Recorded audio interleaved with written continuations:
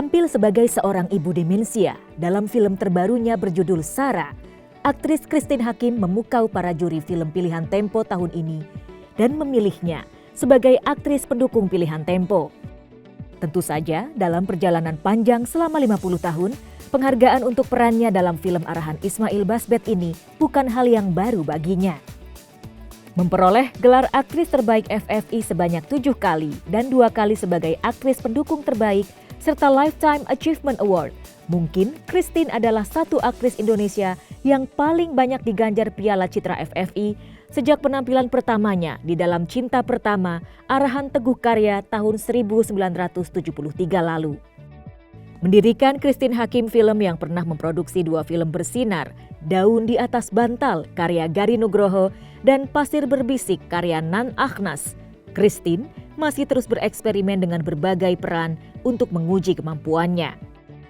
Salah satunya yang menarik adalah saat Christine tampil di sebuah film thriller karya Joko Anwar berjudul Perempuan Tanah Jahanam dan juga perannya yang singkat namun penting sebagai seorang dokter di serial HBO The Last of Us. Layar bersama Leila Chudori kali ini akan berbincang bukan hanya tentang peran barunya di dalam film Sarah, tetapi juga pengalaman Christine Hakim yang menarik selama 50 tahun di dunia film. Selamat menyaksikan.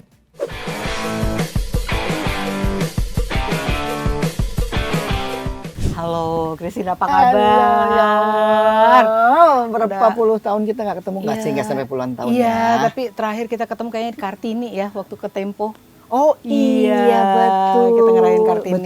Betul. Ya Allah. Iya. Itu aja tahun berapa? Udah entah tahun berapa, 2017 kayaknya kalau nggak salah. Iya. So gimana nih, selamat banget Tempo memilih Christine Hakim sebagai aktor pilihan Tempo, aktris pilihan Tempo dalam Aktris film pendukung. Sarah. Pendukung, betul. Iya. Yang saya mau tanya nih, pertama nih soal Sarah, film Sarah dari Ismail Basbet ya.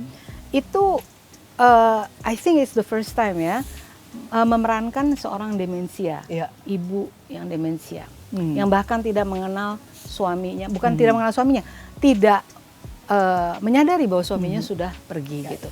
Itu boleh ceritain nggak gimana prosesnya gitu? Jadi waktu aku konfirmasi sama Ismail Basbet gitu ya, ini ibunya Alzheimer gitu kan ya, Iya, demensia ya. Enggak juga Bu, katanya gitu ya.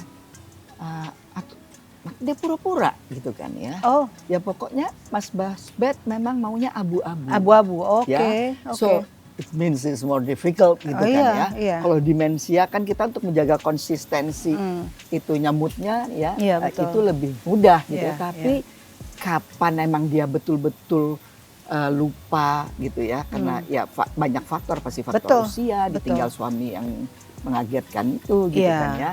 Itu pasti juga mempengaruhi gitu Betul, kan, betul.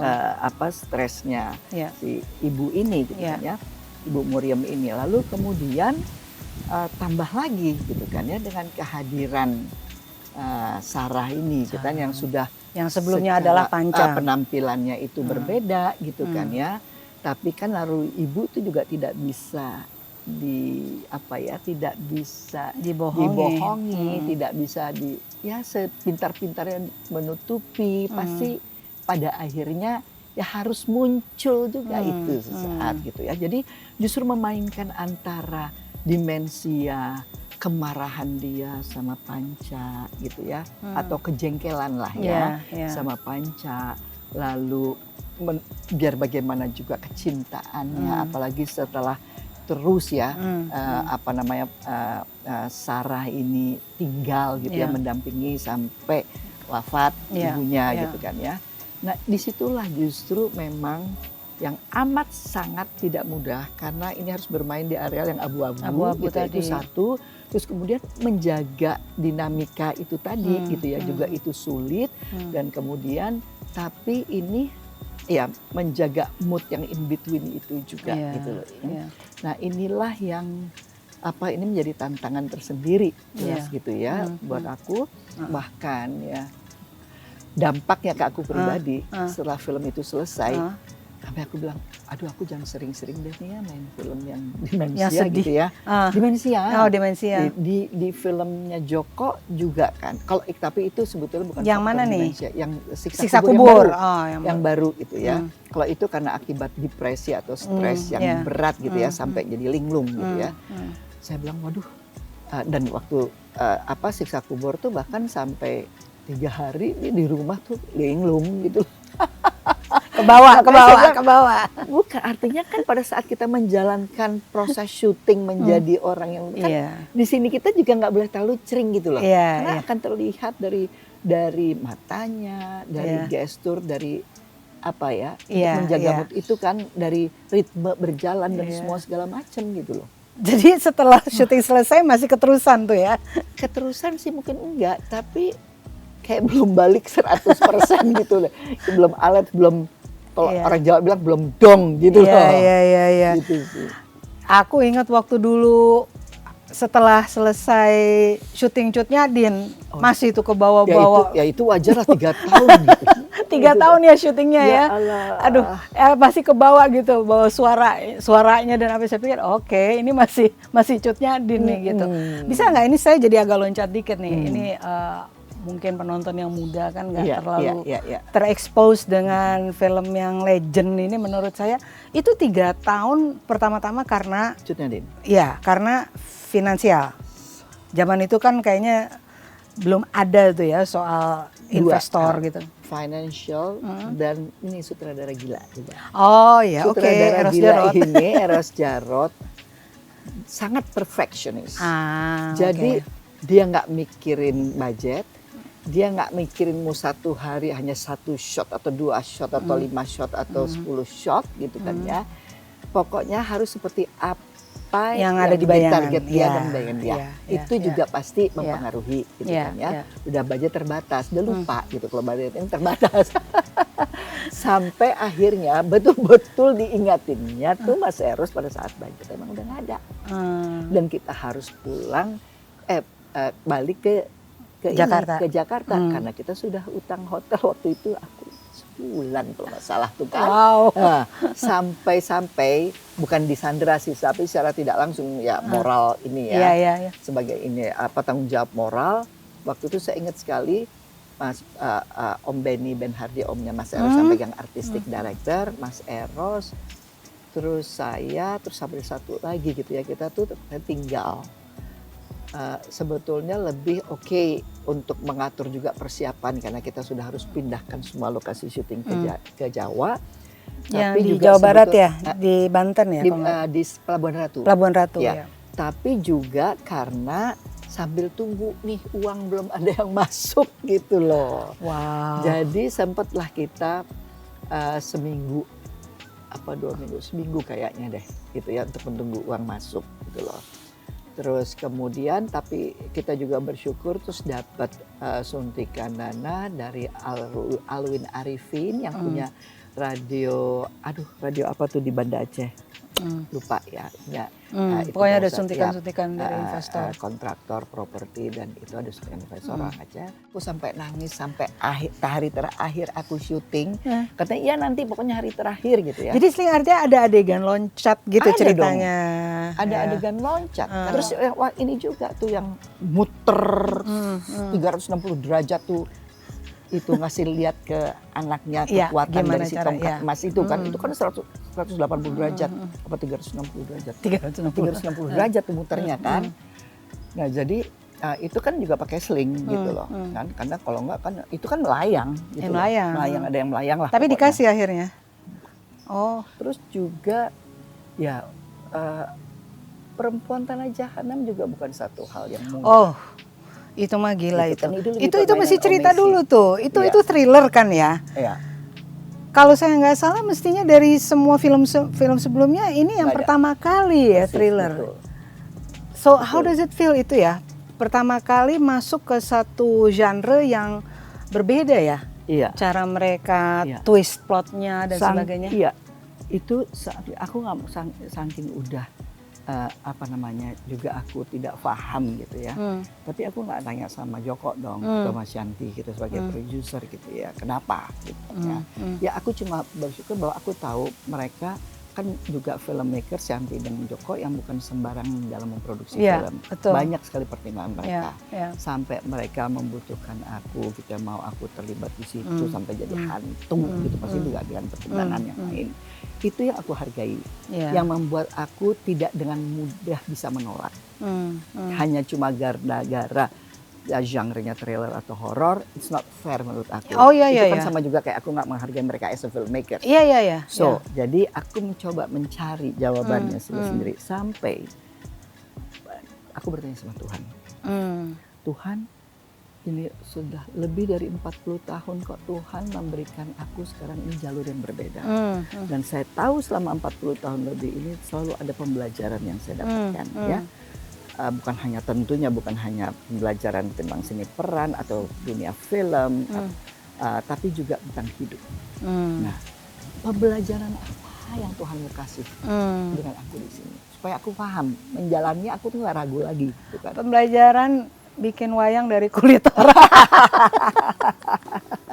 Itu adegan Ibu Christine Hakim dengan kulit orang digantung-gantungin. Aku udah, ya ampun. Orang kan itu. Nah, ini karena tadi udah nyebut The Last of Us. Ini satu serial yang menurut saya gripping banget tuh. Itu benar-benar nggak bisa berhenti kita nontonnya. Meskipun penampilan Mbak Christine itu dikit ya di awal, tapi semua review dan kritikus asing yang saya baca selalu mengatakan bahwa Dr. Ratna itu peletak fondasi dari seluruh cerita gitu. Unfoldingnya tuh dari tokoh Ibu Ratna. Nah, itu saya sadari ketika pertama nonton dan tokoh Dr. Ratnanya mengatakan kita harus Bob. Di situ saya wah, merinding karena iya kan, karena terus kita tahu apa yang kita hadapi gitu kan. Apalagi itu kan ya zaman-zaman COVID kan. Jadi ya ini lebih gila dari COVID karena dia penyebarannya hanya dalam berapa detik kan gitu. Dan agak mengerikan ya. Itu visualisasinya kan mengerikan itu tumbuh di mulut terus ada jamur ya, gitu ya. Jadi sementara kalau COVID kan nggak terlalu kelihatan gitu kan. Jadi kita antara ngeri tapi terus mau nonton. Saya ingin tanya itu sebagai tokoh yang betul-betul unfolding the story ya di awal itu gimana ceritanya, gimana rasanya? Itu juga kembali lagi, aku juga bertanya karena itu proses syutingnya dalam masa pandemi di mana masih amat sangat ketat tahun 2022, kemudian ketat di berbagai negara, sementara kita syutingnya di Kanada. Itu syuting di Kanada? Kanada, bukan di Jakarta. Ya karena pandemi sulit mau syuting di negara lain. Jadi mereka itu sebagian pura-pura besar yang di jalanan? Yang di jalanan itu yang di dalam mobil di studio. Ya, terus pakai green screen. Oh, yang waktu lagi makan siang? Itu di restoran Vietnam yang disulap jadi restoran Indonesia. Kantin kampus betul. Oh, itu berasa Indonesia banget, Jakarta banget. Makanya itu mereka researchnya luar biasa. Itu berasa Jakarta. Luar biasa. Rumah sakitnya pun mereka tuh poster-poster keluarga berencana itu Kementerian Kesehatan itu ada. Itu luar biasa kok, mereka masih ada poster keluarga berencana dari tahun 70-an. Saya bilang kalian dapat dari mana ya? Dari riset terus mereka print gitu kan. Jadi sebetulnya itu juga udah aku tolak. Di kota apa tuh? Di Calgary. Oh, Calgary. Dingin dong. Bukan lagi. Ya ampun. Dingin. Jadi aku ingat syutingnya itu akhir November aku sana untuk karantina 2 minggu. Oh my God, it's so cold. Ya. Terus syuting benerannya di awal Desember. Terbalik, Oktober di awal November. Itulah pokoknya. Jadi udah mentolak gitu kan. Sekolah 6 tahun di situ, udah November mah udah minus itu. Iya. Nah, terus udah jadi kan. Iya betul, minus berapa waktu itu? 6 apa? Wah, nggak nyangka loh itu bukan di Jakarta. Bukan, dalam studio tapi 99% studio. singkat kata 2 minggu, jadi tidak ada reading, bahkan perkenalan. Nggak ada reading? Nggak ada, mah kapan mau readingnya. Aku sampai nggak kirain lewat Zoom gitu. Nggak, lewat Zoom hanya perkenalan. Oh, perkenalan aja. Director, produser, DOP-nya kan perempuan. Aku lupa deh dari Rusia pokoknya ya. Hari pertama aku di Calgary langsung tes wardrobe. Bahkan aku sangat bersyukur ya sebagai first director gitu ya itu ya. Aku juga belajar juga dari dia jadi seperti aku diingatkan lagi bahasa tubuh gitu loh. Adegan yang minum teh tuh. Iya, iya. Jadi aku selama ini aku sangat percaya dengan kekuatan inner powernya, ya, kekuatan emosi yang dalam kedalaman ya. Jadi aku nggak pernah mendesain bahasa tubuhku. Jadi aku hanya itu organik aja ya, dengan sendirinya. Dengan sendirinya apa dari yang aku ini rasakan. Ya kayak aku bicara ini aja, aku tangan aku mau kemana, mau garuk kepala gitu ya. Terus tapi di situ, jadi, nah itu kan aku pegang ini teh kan, minum gitu ya, terus rupanya, tadinya sih harus minum, pokoknya disediain teh, gitu kan. Itu sih dia ngebebasin pokoknya teh di situ. Terus kemudian take pertama, Christine it's okay, tapi boleh nggak untuk pilihan? Dia bilang, saya hanya ingin gelasnya kamu lebih gemeter, gitu ya. Pegangnya itu jadi udah ini shaking. Setelah itu ya, setelah udah tahu ya? Setelah udah tahu bahwa itu jamur fungus. Oh sudah dong, ya, udah kan tahu syuting ya? hari pertama itu, iya, gitu kan. Iya. Syuting hari pertama yang aku di mikroskop konfirmasi mengenai ini cordyceps gitu kan ya. Terus, oh ya of course gitu. Tapi karena aku juga harus membagi konsentrasiku untuk gini, karena gini, aku ketakutan gak gemeter. Aku gak pernah gemeter dalam hidupku. Oke. Tapi kalau aku takut aku berdoa, ya kan, gitu loh. Atau aku ngomong gitu ya. Obrol gitu kan ya, tapi aku nggak pernah gemeter. Jadi aku nggak tahu badan gemeter itu seperti apa gitu kan. Jadi oke, jadi kan aku harus agak ekstra memberikan fokus ke situ kan. Ternyata setelah film itu jadi ya, yang dipakai yang kedua. Tapi aku emosinya menjadi agak lebih terkontrol. Kalau yang pertama itu lebih nangisnya itu lebih nggak sampai meraung-raung tentu, tapi lebih kelihatan lah mukanya tuh yang itunya gitu ya, yang sedih apa takutnya gitu ya. Terus ada dua sutradara Indonesia yang memberikan komplimen sama aku sampai WA aku khusus gitu ya, Edwin Babi Buta sama Teddy gitu ya. Wah Bu, itu cangkir gemeter tuh great gitu, pokoknya keren Bu gitu ya. Ya, nah di situ aku menyadari itu pun menjadi bahasa gambar bukan hanya bahasa tubuh. Ya, karena gini lah, kalau shot yang pertama itu, aku memang nangis, aku sedih. Tapi masing-masing orang mempunyai sudut pandang dan interpretasi yang berbeda dan rasa yang berbeda dalam menanggapi itu kan. Betul. Hanya bisa mungkin aku takut saja atau aku sedih saja karena ada dialog terakhirnya kan, I just want to become with my family, gitu kan, with my husband, my kids, gitu kan ya. Jadi kan lebih ketakutan ke situ gitu loh ya. Lebih personal fear ya. Lebih personal fear, betul. Tapi kalau udah itu gitu ya, itu gemeternya karena gila lu, dia memerintahkan, dia bukan tentara. Yang pantas merintahkan ngebom satu kota ya si tentara itu bukan aku gitu. Betul. Tapi aku sebagai scientist, I have a moral obligation untuk memberitahu itu harus dipunahkan. Sudah dipunahkan, seluruh kota dibom, gimana di seorang scientist. Makanya surprisingly, tapi itu juga yang kemudian pada saat ini aku diceritain sama Craig Mazin. Pada saat, karena dia rupanya yang nulis itu, yang gitu nulis ya, itu, episode itu, Christine gitu ya. Itu jadi waktu aku harus voice over after recording, dia bilang, Christine, tahu nggak itu gila kita waktu lihat pertama kali katanya shot itu yang kamu bilang itu bom, kita semua pada lihat-lihatan terus waktu aku di Amerika ketemu dia baru bilang, dalam bayangan gue waktu nulis itu tuh bom, dia gitu loh. Imajinasi dia tuh bom, seluruh bom. Agak forceful gitu ya. Iya. Tentara aku bilang bisa begitu. Tapi di Dokter Siti itu dia udah ketakutan ditangkap tentara gitu kan, masih ketakutan kan. Masih gelisah dengan dibawa sama tentara ini gitu ya, bercampur aduk, nggak mungkin. Jadi mereka terkejut gitu. dengan reaksi aku yang tafsir aku yang aku kan agak mikir terus ngomongnya pun agak sebetulnya Iya, susah keluar iya, gitu kan. iya, gemeter gitu. Bom.